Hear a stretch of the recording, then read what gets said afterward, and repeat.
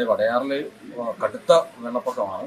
ഇപ്പോൾ ഏതാണ്ട് 200-ലധികം വീടുകളിൽ വെള്ളം കയറിയ സമയത്താണ് ഇങ്ങനെ ഒരു മരണം ഇവിടെ സംഭവിക്കുന്നത്. നമ്മുടെ കനാമ്പര ജില്ലയിലെ ചേലക്കത്തറി എന്നാണ് അദ്ദേഹത്തിൻ്റെ വീട്ടുപേര്. അദ്ദേഹം കുറച്ച് ദിവസങ്ങളായിട്ട് ട്രീറ്റ്മെൻറ്റുമായിട്ട് ബന്ധപ്പെട്ട് ചെമ്മനാരി ഹോസ്പിറ്റലിലായിരുന്നു, ഇൻഡോ മെഡിക്കൽ ഹോസ്പിറ്റലിൽ ചികിത്സയിലായിരുന്നു. അപ്പോൾ അസുഖം ഇത്തിരി കുറഞ്ഞ് വൈക്കോസ് കടൂക്കരയിലാണ്. അദ്ദേഹത്തിൻ്റെ ഭാര്യ വസതിയിലേക്ക് മാറ്റിയ സമയത്ത് ഇന്നലെ വൈകുന്നേരം രാത്രിയോടുകൂടി മരണം സംഭവിച്ചു. മരണം സംഭവിച്ചപ്പോൾ ഞങ്ങളെല്ലാവരും അവിടെ എത്തി, മില്ലൂർ പ്രദേശത്തെ മുഴുവൻ ആളുകളും എത്തി. അപ്പോൾ അവരുടെ മക്കൾക്കും ബന്ധുക്കൾക്കും ഇവിടെ തന്നെ കൊണ്ടും സംസ്കരിക്കണം.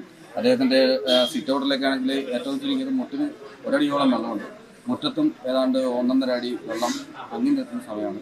ഇവിടെയുള്ള പൊതുസ്ഥിതി അതാണ്, എല്ലാ സ്ഥലങ്ങളിലും തന്നെ വെള്ളമുണ്ട്. പക്ഷേ പ്രദേശത്തെ ചെറുപ്പക്കാരെല്ലാവരും കൂടി പെട്ടെന്ന് തന്നെ ബന്ധപ്പെട്ട് അതിന് ഒരു സംവിധാനം ഉണ്ടാക്കി ഒരു 10-300ഓളം കല്ല് ചെങ്കല്ല് കൊണ്ടുവന്ന് അടുക്കി അതിൽ ചിത ഉറപ്പിച്ചൊക്കെയാണ്. അപ്പോൾ നമുക്ക് കാണാൻ പറ്റുക ചിത അദ്ദേഹത്തിൻ്റെ ഈ പ്രദേശത്ത് തന്നെ ജീവിച്ച് ജീവിതം മുന്നോട്ട് കൊണ്ടുവരാണെന്ന രീതിയിൽ അദ്ദേഹത്തിൻ്റെ ഒരു അന്ത്യാഭിലാഷം തന്നെയായിരുന്നു ഇവിടെ സംസ്കാരം നടത്തണമെന്നത്.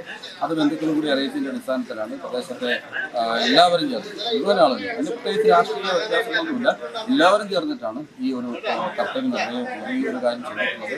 എന്തായാലും അതിനകത്ത് അദ്ദേഹത്തിനും കുടുംബത്തിനുമുള്ള ഒരു ആഗ്രഹം സബലീകരണം കൂടിയാണ് നമുക്ക് സംഭവിച്ചത്.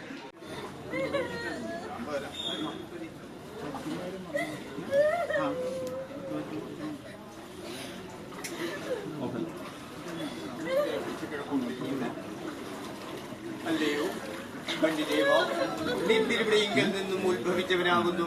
നിന്നിലേക്ക് തന്നെ ആഗമനാകുന്ന എന്റെ അച്ഛന്റെ ആയുസ് നിനക്ക് ഹബ്സായി ഭവിക്കട്ടെ.